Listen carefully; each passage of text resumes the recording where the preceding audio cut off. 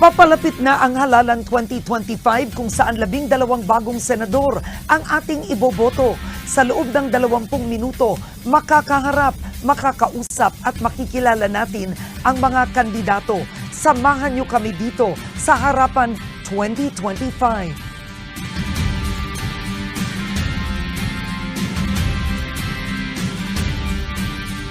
Ako po si Karen Davila. Napapanood nyo kami ngayon sa ABS-CBN News YouTube channel. Makakasama natin ngayon isang personalidad na dating malapit sa Marcos administration.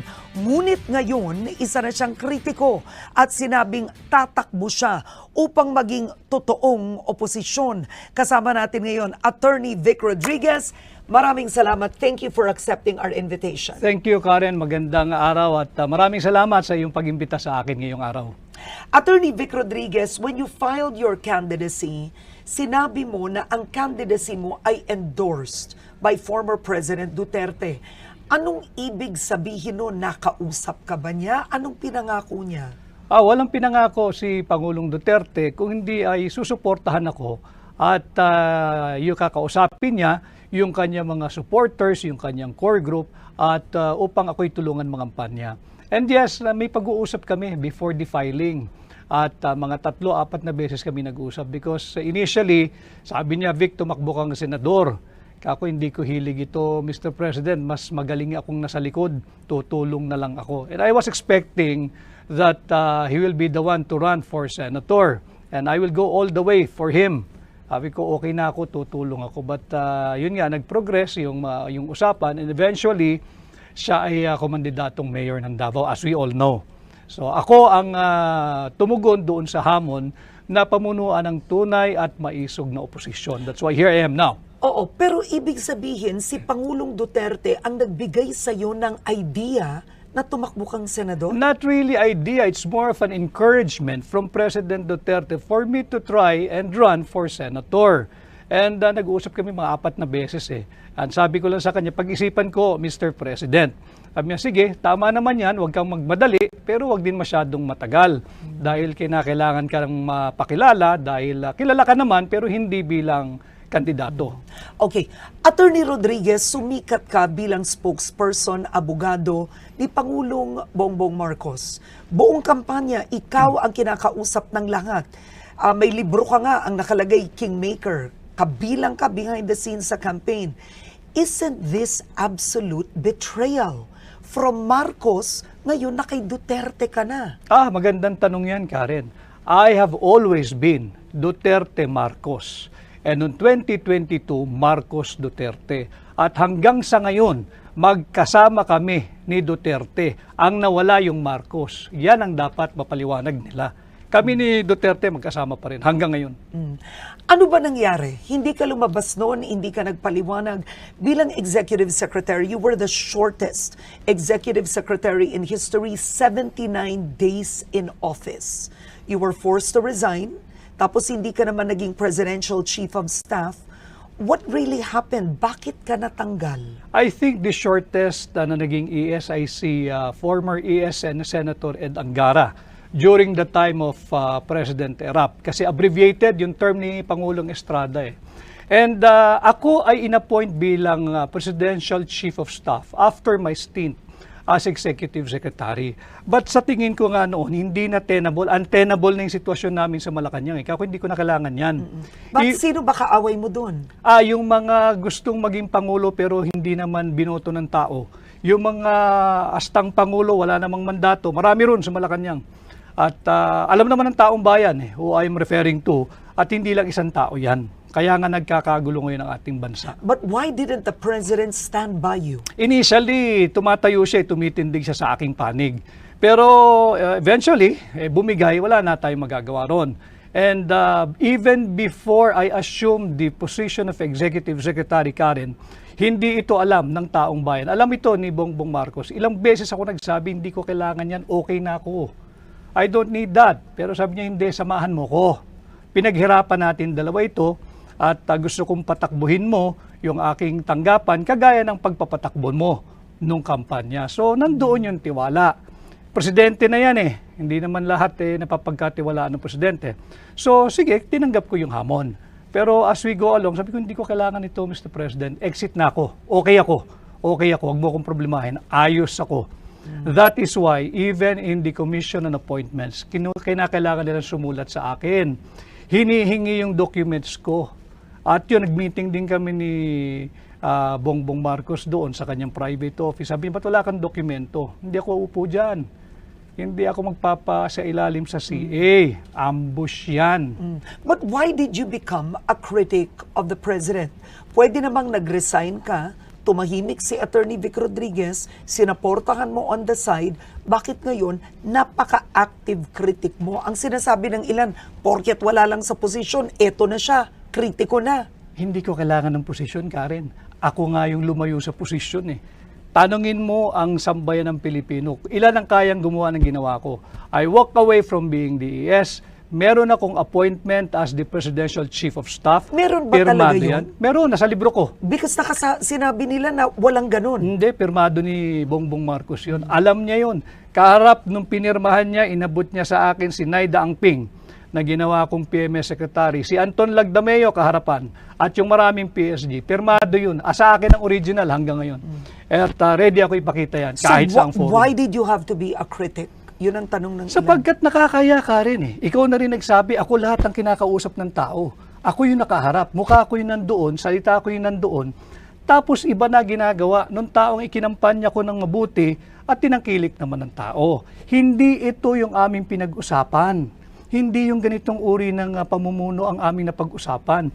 This is not the kind of governance and leadership that we agreed to have pag siya'y pinalad at tangkilikin gawing Pangulo. Yan ang katotohanan. Ngayon, tumatakbo kang senador pero tinatanong ng ilan, bakit namin iboboto si Attorney Vic Rodriguez gayong nung nasa gobyerno siya, nagkaroon ng ilang kontrobersya. Hindi natin kailangan isa-isakin at idetalye ngayon, but there was the sugar fiasco, issues with appointment, yung na-appoint mo sa Ports Authority, etc., etc. Ang tinasabi ng ilan, pumalpak nga siya doon ba't ngayon senador pa? Kasi kasinungalingan yun. Wala akong palpak, Karen. Yung sugar fiasco, ako ang nagpahuli ng mga asukal.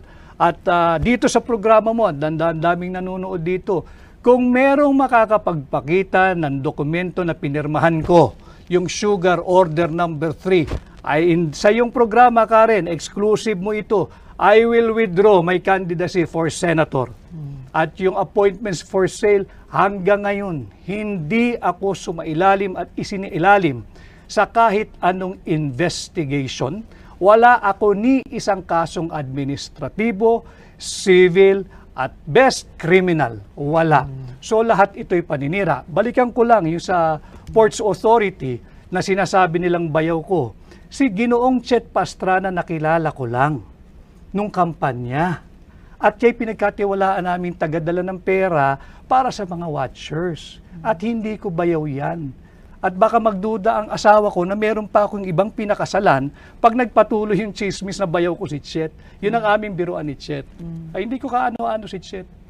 So, yan ang katotohanan. Ang sinasabi nyo ngayon ay what you're saying is you were unfairly treated, judged, accused? Absolutely. Because maraming sumama na lang nung panalo na kami doon sa kampanya na gusto nila business as usual. Iba na dapat yung direksyon namin, yung napag-usapan namin ni Bongbong Marcos Wala kaming kasama noon, Karen.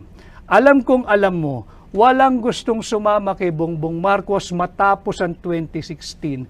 Kaming dalawa lang ang magkasama. Kahit nung siya'y nag-announce ang kandidatura, wala kaming mga branded names in politics. At nung mananalo na, nandyan na yung mga Johnny Come Lately. At ang gusto, sila pa ang una sa pila. Hindi ako pumayag. Bakit? Ang kasama namin, ordinaryong tao Yun muna ang unahin natin na i-recognize. Hindi yung mga branded politician na nandyan na naman at the very first opportunity na magkamal ng yaman, magnanakaw na naman yung mga yan. Yan ang aking linabanan. Kaya ako tumatakbo. Hindi ba masakit ito sa iyo personally? In your book, sinulat mo doon na namatay ang iyong nanay. At hindi nagbigay ng condolence, hindi nagbigay ng kahit anuman. na message, bulaklak ang Pangulong Marcos. This is correct, no? Tama yan. Yeah. Considering yung pinagsamahan nyo, pinagdaanan nyo, what do you make of this whole experience? Masakit talaga yun. Dahil tinuring mong kaibigan inakay mo, magkasama kayo doon sa isang bahagi ng buhay niyang napakadilim. At hanggang sa dahan-dahan ay nakikita namin na pasikat ng araw, kami magkasama. At nung dumating sa puntong mababang-mababa na punto ng aking buhay, dahil nanay ko yun niha-niho, wala kang narinig, masakit yun. At hindi ko hahangarin na mangyari sa kanya o kung kanino man yung eksperyensya kong yun at naramdaman kong yun. But how angry are you? Because I'll be honest, you attended the rally in Tagum City. Tinawag ni Pangulong Duterte na bangag si Pangulong Marcos. Nandun ka, nakaupo ka doon. Bakit kailangang nandun ka? Bakit? Bakit kinakailangan ko bang alam kung sasabihin ni Pangulong Duterte? At kami pag magkakasama, hindi kami nagtatanungan anong sasabihin mo, anong sasabihin ko. Wala kaming ganun. Sinabi ni Pangulong Duterte yung sinabi niya dahil marahil meron siyang dahilan.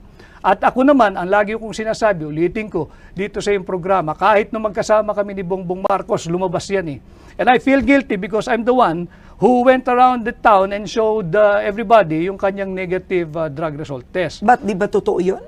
Kaya nga ang akin, para matapos na yung usapang yan, sumailalim na sa isang open, fair, transparent hair follicle drug test. Para matapos na yan. Kung totoo, di tapos ang usapan. Kung hindi, sampal niya yung resulta doon sa mga nag-aakusa sa kanya. O ito, negative ako. Ganun lang naman yan para matapos na. After all, you're the elected president. At dapat siguro, leadership by example, gawin mo na para matapos na. Sinabi mo during your filing of candidacy, you're sick of corruption, they should temper the greed. How bad is the corruption now? Very bad. What makes you say that? Look at what happened sa Bicol. 200 inosenteng Pilipino patay dahil ninakaw yung flood control funds. Hindi katanggap-tanggap yun. Hindi katanggap-tanggap yun, Karen. Dapat yun nakapagpasko, kagaya nating dalawa, kagaya ng maraming Pilipino kasama pamilya, patay. O paano gagawin natin doon? Sorry? Hindi sila nag-sorry. Patay yun dahil ninakaw. Yung flood control funds. Nasaan yung 5,500 flood control programs? Yan ang dapat natin pinag-uusapan. Yan ang dapat iniimbestigahan, hindi yung kung ano-ano. Pagkukulang ba ito ng Pangulo? O siyempre, siya Pangulo Siya Pangulo At sa kanyang termino, magdadalawang taon pa lamang, ay 500 billion pesos na ang sinabing nagasta sa flood control programs. Nasaan? Nasaan? Yung sa Bicol na nalubog, bilyong-bilyong piso yun. Bakit nalubog? Okay. Ngayon, hindi lang yun ang isyong pag-uusapan natin. Marami pang may init na usapin ng ating bansa at nais naming malaman ang pananaw nyo at paninindigan. May 10 tanong dito sa harapan nyo. Pumili kayo ng 5, tapos ibibigay nyo sa akin. Susubukan natin sa loob ng 6 na minuto. Sasagutin nyo to. Okay, I have to choose the 5 now. You know, choose 1 and give it to me. Okay. 1 first. Okay. All right. Ano ang masasabi mo sa paggamit ng confidential funds ni Vice President Sara Duterte? Hindi lamang dapat yung kay Vice President Sara Duterte imbestigahan. Lahat ng gumagamit ng confidential funds, kung may iimbestigahan, lahat. Pero hindi pwedeng isa lang. ang tanong is about Sara Duterte. Yung paggastos niya ng confidential funds, sinabi niya hindi siya magpapaliwanag sa Kongreso. Tama ba yun? Tama, sapagkat binibigyan siya ng COA until January or February of this year to comply with documentation. Yung notice of disallowance, Karen, ito'y malaking kasinungalingan. Ang notice of disallowance ay hindi kasong kriminal. Hindi yun finding of guilt. Yun ay para remedyohan mo yung mga kulang na dokumentong pinapasumiti sa'yo. At binibigyan pa siya ng January or February of this year. Therefore, the investigation conducted by the House of Representatives, if at all, premature. Huwag mong pangunahan ng COA. Constitutional duty ng COA yan. Article 9, Paragraph D, Section 3. So, Attorney, naniniwala kang walang maling paggamit si Vice President Sara Duterte sa confidential funds? Hindi pa dapat husgahan dahil meron pa siyang period to comply. So lahat ito premature. Let COA do its job. Huwag pakialaman ng Kongreso yung trabaho ng COA because it is not the core function of Congress to do the function of COA. Okay, next. Okay, next question. Pabor ka ba na gawing legal ang divorce sa Pilipinas? Hindi ako komportable diyan sa pagpapalegal ng gagawing legal ang O divorce. bakit? Ayaw mo yung salitang divorce? Sapagkat nandyan na yung annulment at yung legal separation. At sa tingin ko, sapat na yan. At again, on constitutional ground, mahirap naman basta lang tayong susuong sa divorce bill dahil malinaw na kinikilala ng ating saligang batas, Article 2, Section 12 of the Constitution. Pinapalakas kinikilala ang pagiging sagrado ng pamilya. In fact, it is treated as the basic autonomous social institution na dapat palakasin. So on constitutional ground, may reservation ako sa divorce bill. Next. Yan. Okay. Paano mapapahusay ang kalidad ng edukasyon ng Pilipinas? O siguro ang tanong na lang, magkomento ka sa edukasyon ng Pilipinas ngayon at sa pagbawas ng budget. Kulelat tayo, di ba? Kulelat tayo sa math, sa reading, sa science, at sa spelling. Tapos binawasan pa ni Bongbong Marcos ang 12 billion. Lalo tayong malulubog. We are not using our public money to do proper public investment. So maling-mali na bawasan mo ng 12 billion pesos ang Department of Education at isang kalang mo ang kinabukasan ng kabataang Pilipino, unahin mo ang ayuda ng mga mambabatas. Yan, maling-mali yan. Ang tanong ko sa iyo, kung naging senador ka, anong gagawin mo? What legislation will you do? I will work on amending the plunder law. Ibababa ko yung threshold ng plunder from 50 million to 5 million. At pag nagawa ko yan, Baka lahat makulong na. hindi lang yan, Karen. Pag nagawa ko yan, ibabalik ko ang death penalty. Yun ang kaparusahan. Sapagkat higit pa sa heinous crime ang pagnanakaw. So ang plunder para sa iyo 5 million pesos tas death penalty. Yes. Okay. Dahil ang pagnanakaw ay pagnanakaw kahit magkano pang halaga yan. At singit ko lang, kahit sa banal na kasulatan, ang nakalagay lang doon, thou shall not steal, period. Hindi sinabing thou shall not steal ng more than 50 million. So wag nating paguluhin ang buhay natin, wag kang magnakaw, period. All right, next. Ay, ano ko, nagalaw ko to. Pumili okay. ka ng iba. Here. Yan, okay. All right, eto. Sa issue ng West Philippine Sea, tama ba ang ginagawang pivot ng administrasyon sa US mula sa China? Hindi ako sang-ayon. Oh. Sapagkat tatandaan natin, at nandito naman yung team mo, suriin ninyo yung naging pahayag ni Bongbong Marcos noong 2022 SONA. Nung sinabi niya as regards our standing in the community of nations, that we shall be friend to all and an enemy to none. Nag-pivot ka na. Andito na tayo, kaaway na natin ang China dahil we are pursuing hindi na independent foreign policy, kundi interest na ng Estados Unidos ito eh. With the proliferation of US military bases. Yung EDCAM yan, US military bases yan eh. But that's not a US military base. EDCA is not. No, they call it EDCA, pero nandoon na yung mga Article 18, Section 25 of the Constitution. No foreign bases, troops and installation. Anong tawag natin sa EDCA? Andun ang tropa nila, nandun ang base, nandun ang armas, nandun ang bomba, nandun ang missile. But that is essentially US military bases. But and even the Supreme Court said EDCA is constitutional. Pero nandirito na sila, Karen. Basahin natin ang Article 18, Section 25. I will not argue with the Supreme Court. I'm a member of the bar. Pero hindi naman lahat ng desisyon ng Supreme Court ay sinasang-ayunan ko. At marami din silang naging desisyon ng araw na binago rin nila paglipas ng panahon. Baka sakali, ganun din ang mangyari dito. Okay. Kasi sinabi mo, in one of your speeches, you said, dapat ihintunaan ng administrasyong ito yung belligerent rhetoric niya. Yes. When it comes to the West Philippine Sea. Yes. Because we're putting our Filipinos in harm's way na nandoon sa teritoryo ng China. Yung Pilipino sa Macau, yung Pilipino sa Hong Kong, yung Pilipino sa mainland China, paano pag nagkaroon ng retaliation? Hindi yung gobyerno ng China, they will not do that. Yung mga Chinese doon, kawawa ang Pilipino, sino mananagot? Pero attorney, masang-ayon ka sa pag-handle ni Pangulong Duterte sa West Philippine No, Sea? ang sinasabi ko, let us diffuse and de-escalate the tension. Huwag nating silaban. Sapagkat yung ginagawa ng mga matatapang na nagsasalita dyan sa gobyerno, that is even punishable under RPC Article 118, Karen. Okay. Alright. Bawal yan. Ang dami ko pa kasi gusto itanong sa inyo eh. Ayoko matapos itong 20 minutes. Kaya pa ba isa muna? Oh, here. Kaya pa ba isa? Very quickly lang. Eto, mabilis dapat. Solusyon sa mataas na presyo ng bilihin. Kampanya ni BBM, nandun ka. Sabi nyo, ibababa nyo bigas. 20 pesos Wala kada na ako kilo. dun eh. Wala na ako dun. Kasalanan niya yan. Sapagkat yung budget, sinimulan natin sa budget, talagang inflationary yung budget. Hindi ito developmental budget na dapat sinusulong ng lahat ng Pangulo. Dapat, para malabanan natin yung pagtaas ng presyo, magsimula sa gobyerno. Belt tightening, austerity program, and fiscal discipline. Dapat wag tayong gumastos ng higit sa kinikita ng gobyerno. Parang budgeting mo lang yan sa bahay, Karen. You do not spend more than what you earn. Okay. Dapat ba ma-impeach si Vice President Sara Duterte? Pakita muna nila yung ebidensya at hayaan natin yung mga senator judges mag-appreciate ng ebidensya kung sakasakaling tumuloy yan. Okay. Last words. Bakit dapat iboto si Attorney Vic Rodriguez? Sapagkat ako'y lalaban sa korupsyon. At alam ko kung paano labanan ito, aamyendahan ko yung plunder law at pag naamyendahan ko yan, ibabalik ko ang death penalty. Sapagkat pagod na ang sambayan ng Pilipino sa korupsyon at nakita natin kung saan patungo ang ating bansa. Kawawa naman tayo. At yan ang Harapan 2025 kasama si Attorney Vic Rodriguez.